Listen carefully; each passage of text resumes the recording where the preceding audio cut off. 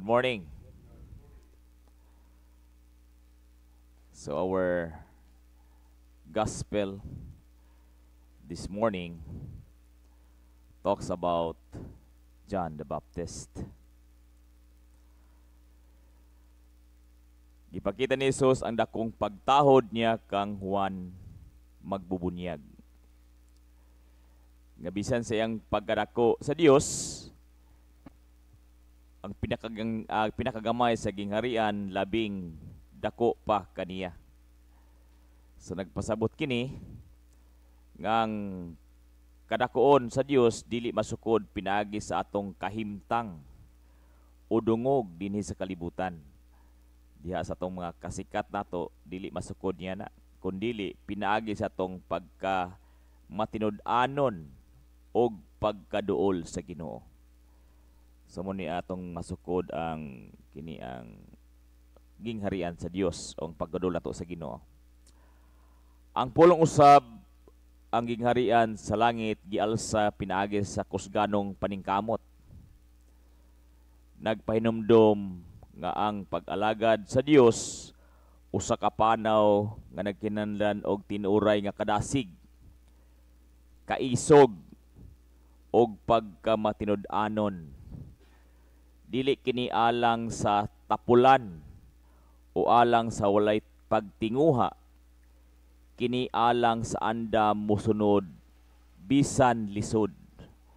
So muni ang hugot bakos kita kung kita musunod diha o musulod o mupuyo diha sa gingharian sa Dios.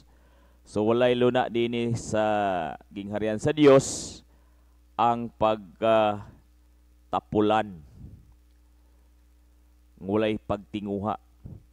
So usahay ang usa ka worker kugihan lang kaayo kung bag-o pa magpasikat sa amo bisan walay nagtan-aw mo trabaho kay aron dakog agi, pero magkadugay magkagahi na, magtinapula na.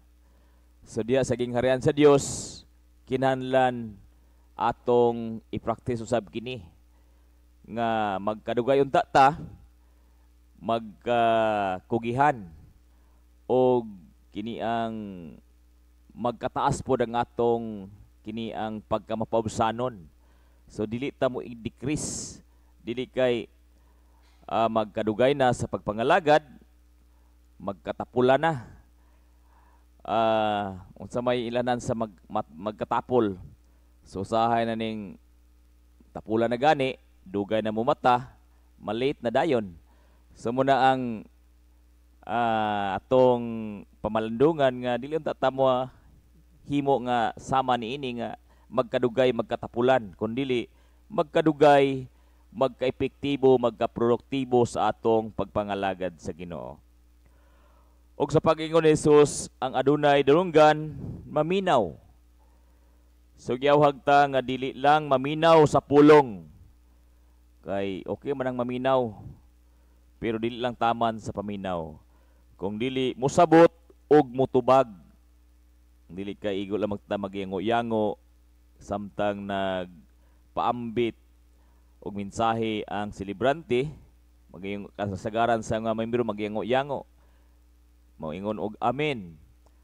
Pero taman lang sa taman lang sa misa pag gawas na sa simbahan na dili na madumduman unsang iyang giuyunan diha sa mga pagwali sa selebrante. Ang Dios nagpaday kanato apan atong responsibilidad ang pagdawat og paglihok. So ang labing importante gini ang di lang tamudawat kung dili atong trabahoon. Dili lang tamudawat sa kaluwasan ug ato lang pasagdan kung dili atong trabahoon. Para sa atong hagit sa atong simbahan karon nga kitang tanan manginlabot para sa atong katedral, kung dili lang sa unahuna lang na nato, kung dili maghuna-una ta kung unsang atong ikaambag para sa realization sa atong challenge karon nga panahon. So again, ang simbahan kanunay nag-awhag kanato nga magmakugihon, maghatag og dako nga effort para sa atong response diha sa atong tagsa-tagsa katawag para mahimo tang epektibo diha sa gingharian sa Dios. Mao na atong Ebanghelyo. Please stand.